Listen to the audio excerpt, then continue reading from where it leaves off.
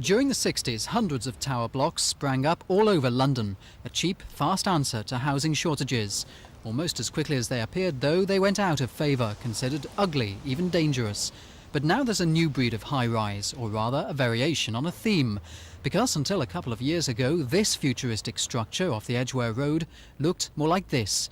And just like many of its outsized neighbours, it was run down and falling apart. The walls were in pretty bad shape. The brickwork was actually dangerous. It could have blown out in a particularly bad winds around the top.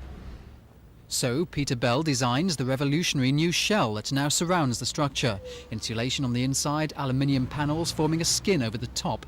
At £2.5 million, it was an expensive job, but cheaper than demolishing the block and rehousing the residents. The building should now last another 60 years, and the new shell has cut heating costs by almost a quarter. The architect was so pleased with the results, he celebrated by climbing up it.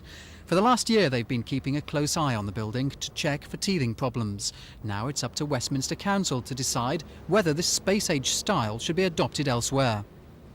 Well, I think we're getting used to architecture like this, aren't we? And I think they prefer this, a rather cleaner, crisper look, than some of the more drab concrete tower blocks we see around us today. What do you think of it? Quite nice, actually.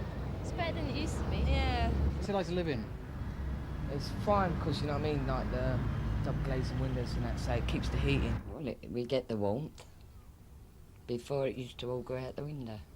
Westminster Council believes it's turned a crumbling eyesore into the smartest block in London, and already there's considerable interest from many other local authorities. So the renaissance of the high-rise may be only a few years away. This is Mark Dyson for Thames News.